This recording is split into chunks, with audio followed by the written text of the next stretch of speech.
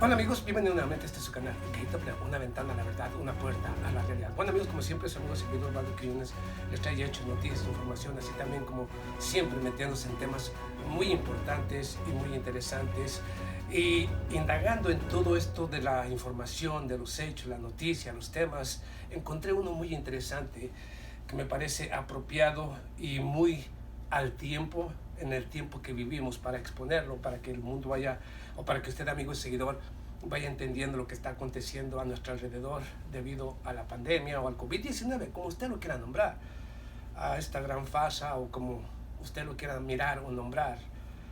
De cualquier manera, el innombrable COVID-19 o coronavirus. Y precisamente, entre hechos y noticias muy importantes, aparte de los estímulos económicos que se han dado en los Estados Unidos desde que inició la pandemia y que se han ido recortando, y que se espera un nuevo estímulo económico, pero que se reducirá hasta en un 40%, o sea que ya cada vez habrá menos ingresos para las personas que no tienen empleo, que no tienen trabajo, lo cual obviamente los lleva a una situación un poco más precaria y a tomar decisiones más severas. Entonces, ¿qué es lo que se aproxima? Lo que se aproxima es una crisis muy importante, es la crisis que se aproxima en Estados Unidos. Yo creo que no solamente en Estados Unidos, sino también en Europa y otras naciones del mundo, donde los gobiernos capitalistas obviamente invierten más un poco en el capital, en las grandes multinacionales, pero el pueblo, el ciudadano común y corriente, bueno, pues sufre las peores consecuencias. Y vayamos a este estudio precisamente de este gran, se puede decir que de el Instituto Aspen en los Estados Unidos, que ha realizado un estudio muy importante sobre los efectos del coronavirus y de qué manera va a afectar a Estados Unidos y la crisis que se aproxima. Entonces, a esto es a lo que yo me refiero. Yo se lo dije. Ok, vuelvo a reiterar aquí, amigo y seguidor suscriptor de este su canal, ¿qué advertí yo precisamente desde que inició el COVID-19, la pandemia? Muy a mi manera, mi punto de vista, mi análisis. Bueno, que se trataba simple y sencillamente de una estrategia geopolítica, una estrategia económica para nuevamente las grandes instituciones financieras, Wall Street, así también como aquellos que dirigen prácticamente, bueno, el gobierno oculto en los Estados Unidos, no hablo de Donald Trump, sino el gobierno en la sombra, iban a tratar de nuevamente, ¿cómo le diré?, crear un nuevo sistema económico, o prácticamente digamos que iban a darle una nueva forma a la sociedad, y el coronavirus se ajustó justamente a como yo quería. Como lo dije, e insisto nuevamente aquí, ahorita le voy a dar datos. Primero, acabar con la competencia de las grandes multinacionales y transnacionales, o sea, aquellos que compiten en contra de las grandes multinacionales y transnacionales, para ir compactando aún más el poder en menos manos.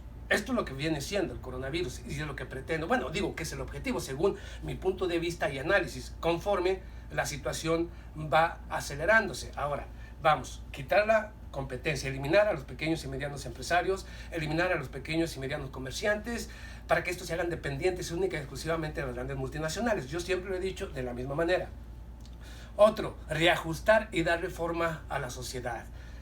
No sonreír, o sea, siempre cubierto el rostro, una nueva normalidad, mantener la distancia social, no atender a grandes conglomerados, y esperan que eso suceda, pese a que hay marchas y protestas violentas, esperan irnos reajustando hasta que entendamos que no podemos andar por cientos y miles juntos, que no podemos estar junto uno al otro, tenemos que mantener una distancia, tenemos que estar tapados, no podemos hablar más de lo que no debemos, o sea, es un reajuste a la sociedad. Y bueno, yo lo dije así, pero ahora vayamos a los efectos que está teniendo precisamente. Según el Instituto Aspen, se espera que para finales de este mes de diciembre en los Estados Unidos, a finales de este año, en el mes de diciembre, en Estados Unidos únicamente se alcanza un récord histórico de 40 millones de personas en los Estados Unidos que podrían ser como evictions, que podrían ser desalojados precisamente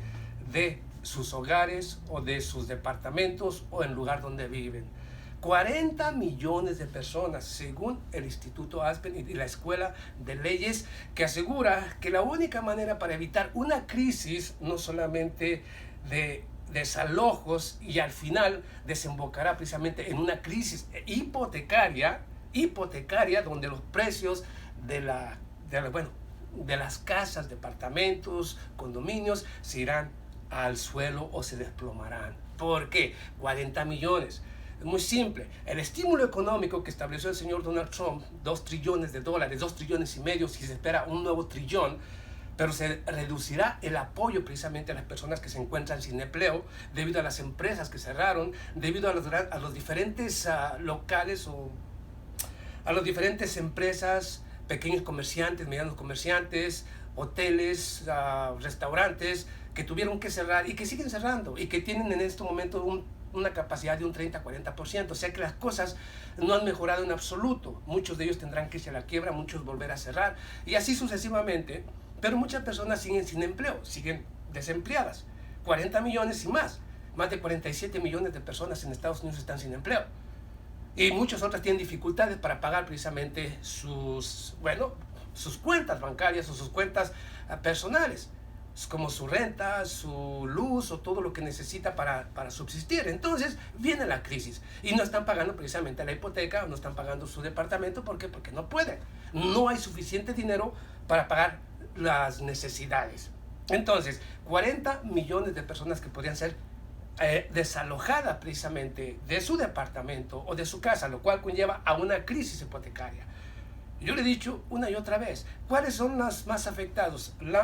Según el Instituto Aspen y la Escuela de Leyes precisamente, afirman que se trata de un 40%, el 43% es afroamericano, el 15% es latinoamericano, ¿ok? 43% es afroamericano. Los más afectados, aunque se verán más afectados, el 43% afroamericanos, 15% latinoamericanos y el 6.3% de anglosajones o blancos.